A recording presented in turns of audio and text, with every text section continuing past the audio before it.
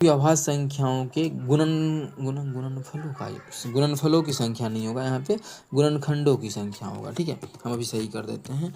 गुणनखंडों की संख्या अच्छा लिख ही देते हैं। ठीक है, आप लोगों के सामने थोड़ा सा आप लोगों को पेशेंस रखना है, टेंशन नहीं है ना कहीं जाने का। गुणनखंडों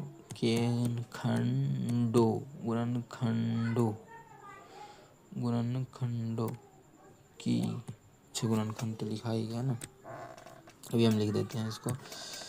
गुणनखंडों यही लिखना था ना, ठीक है। अरे यार एक मिनट में भाई, टेंशन नहीं लेना है, थोड़ा सा टाइम इधर उधर होता है।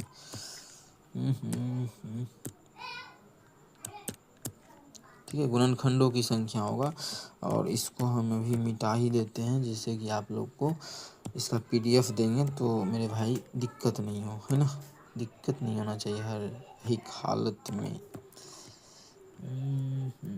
इसको हम कर देते हैं गायब, और इसका बॉर्डरिंग लाइन भी कर देते हैं उजला, इसमें लगा देते हैं लॉक, और इसको वहाँ ले जाके अब इस चिपका देते हैं इसको। गुणनखंडों की अच्छा की तो था ही ना, अच्छा कोई बात नहीं है।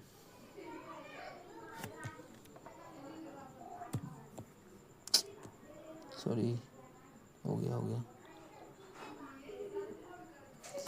कोई बात नहीं है, इतना तो रख ही सकते हो तुम लोग। अब ठीक है ना, सब दिख रहा है। ठीक है, गुणनखंडों की संख्या बताना। गुणनखंड ही होगा, गुणनफल नहीं होगा, वो गलती हो गया था टाइप में। तो किसी भी अभाज्य संख्या के गुणनखंडों की संख्या, कोई भी धरती पर का कोई भी अभाज्य संख्या, उसका गुणनखंड सिर्फ और सिर्फ 2 गो होता है। वो 2 गो क्या होता है, एक होता है और एक स्वयं होता है। एक स्वयं होता है और एक जो होता है वो एक मतलब एक होता है और एक वो खुद होता है, स्वयं होता है। तो 2 ही होता है कोई भी अभाज्य संख्या। जैसे 2 अभाज्य संख्या है तो इसका गुणनखंड 1 होगा और 2 होगा। जैसे 5 अभाज्य संख्या, 3 भी है, 5 हम लंबा चौड़ा ले रहे हैं, अब 1 और 5। 19 अभाज्य संख्या जैसे है तो इसका गुणनखंड 1 और 19, बस मतलब जो संख्या है वो और 1। तो कोई भी अभाज्य संख्या है तो उसका गुणनखंड कितना होता है, सिर्फ और सिर्फ 2 होता है। अभी तक एक क्वेश्चन नहीं आया है, लेकिन भविष्य में आ सकता है एक क्वेश्चन ये कि किसी भी अभाज्य संख्या के वर्ग का गुणनखंड कितना होता है। गुणनखंडों की संख्या, किसी भी अभाज्य संख्या याद रखना, बहुत VVI क्वेश्चन करवा रहे हैं, भगवान करे कि आए ये क्वेश्चन।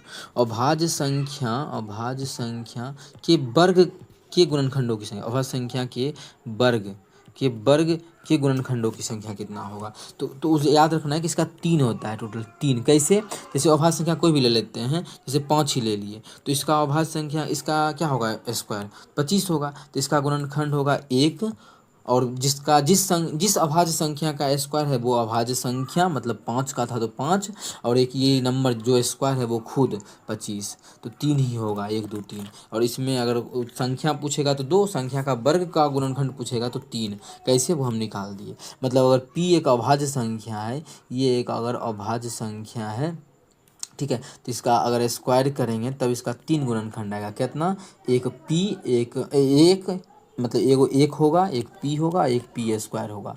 अगर इसका अभाज्य संख्या गुणनखंड पूछे तो एक होगा, एक P होगा, 2 गो होगा इसका, और इसका जो हो गया वो 3 गो हो गया। ये ध्यान रखना है, ये ठीक है, VVI है, ये ध्यान रखना है कि आगे भविष्य में